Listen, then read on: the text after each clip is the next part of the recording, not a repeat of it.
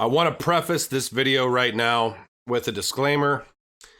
These are not necessarily my views, and anything that you see on this video that is based in conspiracy, I am trying to present it to you in a factual manner. I do research on a daily basis on digital assets, hours of research, and every once in a while I do see things though that stick out to me as kind of curious from a verbiage standpoint, and also from an underlying actual meaning standpoint from what some of these interviews, in my opinion, mean.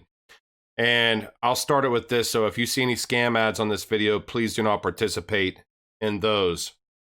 If you are not aware, there was a 100% a technology cold war going on right now. China has developed a digital currency that is ready for mass enablement at this point. And the United States is still very much so behind. Many of you listening to this have probably heard of Bitcoin. Many of you are probably in the digital asset space. Many of you may think Bitcoin is a scam if you are not in this space on a consistent basis. Bitcoin is not a scam in my opinion, but it is not the end game for these financial institutions and governments worldwide. China has developed their own central bank digital currency and will be releasing it in the very, very near term. And we see some of the largest blockchain technology companies leaving the United States or planning to leave the United States because of a lack of clarity and a lack of regulations. I'm curious to see where this goes because, you know, the US and the United States dollar is the leading currency globally. The rhetoric goes, and I've said it before, when the United States sneezes, the world catches a cold. There are cascade effects whenever something happens in the US economy globally. And this tech cold war is very much so involving blockchain, digital assets, and cryptocurrency. And the new financial system that is being built in front of our eyes, as long as you're paying attention. Now, I wanted to get into this though, and many people that are in the Ripple and XRP community obviously know that we have these quote unquote insiders / riddlers in this community that try to either lead us astray or tip us off as to where things are going. And my 2 cents on this is, number one, I do not invest based on anybody that is a quote unquote riddler or is foretelling the future or is providing inside information. However, the second caveat that I want to give to that is I do enough research that I've seen things over the past 2 years that are very interesting with verbiage and very interesting as far as foreshadowing from some of these individuals. And I'm just going to present a few individuals. These do not necessarily represent my opinion or my views, but I'm going to provide you the information regardless because that is what I try to do. Now we see, this is Christine Lagarde here. She is arguably one of the most powerful women in finance, if not the most powerful woman in the world regarding finance. She is the head of the European Central Bank. She was formerly the head of the International Monetary Fund, the IMF. She nicknamed herself the Owl. So many of these financial institutions, many of these columnists that interview her, you can see them referring to her as the Owl. This came out today and I saw this. This is directly on European Central Bank's website. Interview. This is keeping the boat steady in turbulent waters. We have taken extraordinary measures to help the economy deal with the fallout of the coronavirus, President Christine Lagarde tells the Harvard International Review. What's interesting in here, not only the boat rhetoric, the ship rhetoric about keeping the boat steady, there are multiple references to digital and green transformation of economies being underway. It's up to national governments to set the right incentives for productivity enhancing investment and innovation to help rejuvenate the European economy. Now, this is what has the pandemic revealed about leadership and coordination across borders? This was asked to Christine Lagarde. And she goes in here and talks about 750 billion euros to provide crucial macroeconomic policy support to EU economies while investing in Europe's future by using funds for modernization, notably advancing the green and digital transitions. Green and digital transitions again. Digital single market, digital technologies may be useful. Faster progress in e-government. This is all about digitization, okay? This is about the quote-unquote Great Reset that is coming out of the World Economic Forum, World Trade Organization, European Central Bank, the International Monetary Fund, and the World Bank. And it's straightforward, everybody, and they're talking about digitization across the board here. This is a banking institution, right? Green and digital transition, what do you think they're talking about? You think they're talking about growing beans and planting trees, or do you think they're talking about finance? Digital transition in finance hasn't occurred since the 70s was the most revolutionary thing in finance with Swift and the Swift messaging system, which is outdated and old. Why can I send you a text message or an email and you get it in 2 to 3 seconds? But I can't send somebody funds that lives in a different country and they don't have no idea when they're going to receive the funds, how much they're going to get on the back end. I have no idea how much the fees are going to be. We don't know the intermediaries involved. It is complete nonsense. So I wanted to start with a preface of this: keeping the boat steady in turbulent waters. And the entire interview is about digitization. Now I want to go into the Flare network through XRP and Ripple. And the Flare network essentially allows XRP, which in my opinion is one of the digital assets with the most utility in this entire space.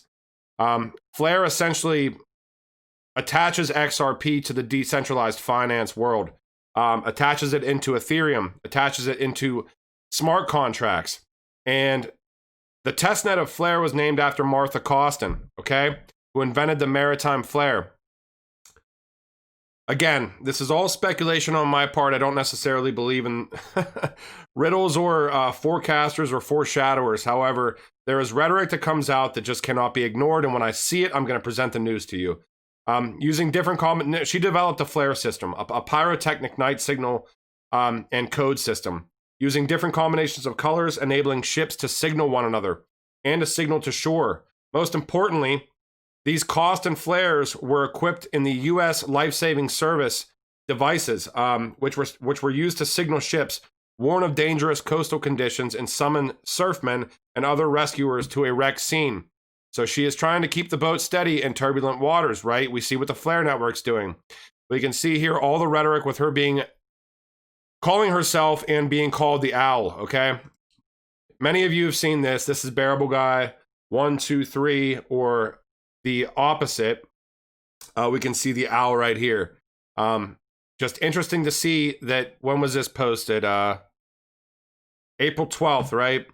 And we can see a boat at sea. We can see stormy waters and keeping the boat steady in turbulent waters. I don't know. Like, I see this stuff sometimes and I'm like, am I going insane by even putting my 2 cents into this? Or is it like, is there something else going on? And my opinion is there's probably DevOps or somebody at Ripple or at R3 that have some sort of information, but it's not 100% accurate information. And I'm curious if it's like a psyop where we're being led astray, et cetera, which is why I don't take stock or invest in it. I've never once spent a penny based on a Bearable Guy 1, 2, 3 post. But I do pay attention, and I'm going to present the news that I've found.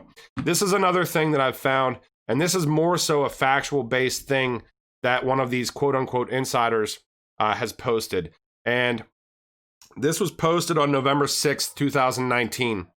And this says, keep your eye on the prize. This isn't EYEI. This is I and then a different word, on the prize. And I can tell you personally that I've been looking into DTCC for the past year and a half. I have never seen anything about Project Ion. This was posted on November 6, 2019. On May 18th, 2020, DTCC, which clears basically all the derivatives, quadrillions of worth of dollars of derivatives. I think it's like 1.2 quadrillion. It's probably closer to like 700 or 800 trillion directly through DTCC. Mentions Project Ion, not EYE, but Project ION. And this is directly with distributed ledger technology. Very interesting. And I'm not sure who would have known that, who would have called that out. So I'm going to give credit where credit's due on this one. We do see things, and I know that they say if you throw enough blank at the wall, something's got to stick, but this isn't throwing blank at the wall, in my opinion. This is somebody knowing something before the actual announcement. Like I said, I've looked into DTCC multiple times, almost on a daily basis for about 6 to 8 months during this time frame before this actual announcement. Never saw anything about Project Ion, and I think any researcher in this community that says they've seen Project Ion before this announcement will be lying to you, with exception of this post right here. So it is interesting to me. Now, this is way more speculative here, and definitely take this with a complete grain of salt here, but supposedly some people in this community say that quote-unquote phase 3 is going to occur November 1st. Well, we know the Mayflower... The Mayflower has their anniversary, the 400th anniversary, so I think that's November 9th, phase 3 is supposed to be whatever, November 1st, so I just did want to add that in there because this kind of ties in with the ship, etc., etc. All of that is speculation, people. Do not invest anything into QFS, these people telling you that XRP is going to be backed by something. However, when I do come across things like this is why I pay attention to everything, or at least I try to pay attention to everything, even these quote-unquote riddlers or insiders, because it's interesting to see the verbiage being used. And if you've paid attention or been in this space long enough, level playing field is a word that's used on a consistent basis. Interoperability is a word that's being used in finance more and more so over the past couple of years. The Great Reset is being used, obviously, over the past year. So we see the Great Reset again right now. This is through the World Economic Forum. This is a pretty long podcast here talking about unsettled geopolitical landscapes and a retreat from multilateralism that threatens our ability to take action at the most pressing risks. Now, I have been paying attention. This is like a weekly podcast through the World Economic Forum, okay, about the Great Reset. But their annual meeting now is to be held in May of next year, also titled the Great Reset. And this is going to lead us into the G20 here, which is new news today. Last week, it was announced that the G20 Leaders Summit of the head of the world's 20 biggest economies that was due to be held in Riyadh next month will become an online-only event. Speaking of the G20, they just put out a document today, Resilience Under Crisis, Proposals and Considerations for Regional and Other Trade Agreements. This is October 7th, 2020. Okay, let me read down. I'll read the summary right here. With reference to major global developments including the pandemic, climate change, and digital disruption, this study positions the World Trade Organization and regional trade associates, I think that's what that stands for, or affiliates, reform as key to building robustness and resilience in global supply and value chains. This is very much so about disruption, ladies and gentlemen. Tools or trims for the 21st century. Disruption, digital connectivity. But what's interesting in this is talking about blockchain directly. Similar examples are beginning to emerge in financial services in which digital banks face opposition from conventional banks, disputes which inevitably will affect international payments, flows, and costs. Further contested areas are surely to intensify around blockchain and smart contracts, such that the term of those contracts, even for publicly traded companies, are securely hidden from eyes other than those of the contracted parties. This is about privacy. If you're not aware, blockchain pretty much is a public ledger, depending on what blockchain you're talking about. Everybody can see everything that's going on. It's very transparent. Bitcoin blockchain is very transparent. If you think that you're doing private transactions on the Bitcoin blockchain, you are completely wrong. They've even begun to track transactions on so-called private blockchains, such as Monero. The NSA, I think, contracted out a company to see if they could figure out transactions on one of these so-called private blockchains, and supposedly they were able to. So other potential barriers to commerce may be created by national firewalls against illicit exploitation of social networks. All right, they also do mention blockchain again in here. They split it up. They don't say blockchain as one word, it's two words. In this new digital age where data increasingly drives economic growth, they're telling you that we're in a new digital age. They're telling you what's coming. The traditional tariff-focused management of trade flows has been upended by new digital services, including financial transfers and cloud data storage capacity, with new security layers of blockchain secure encryption and cloud access security brokers. These evolutions, which vastly outweigh trade in goods, render the World Trade Organization's current services framework inadequate to meet demands for modern data and services governance of anti-competitive behavior.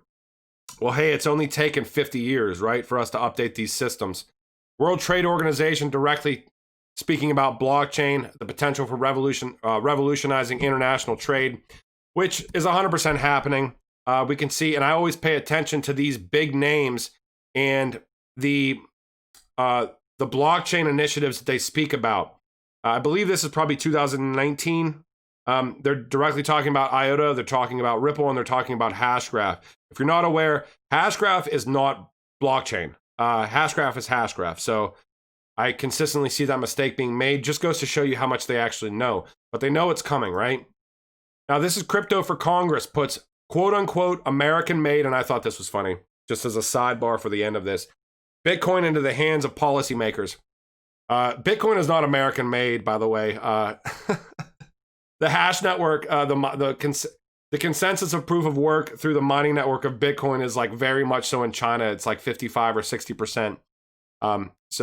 But into the hands of policymakers. But this is cool though in a way because the Chamber of Digital Commerce sent all 535 members of the United States Congress about $50 worth of Bitcoin in an effort to educate the country's legislators around cryptocurrency and blockchain technology that it calls Crypto for Congress.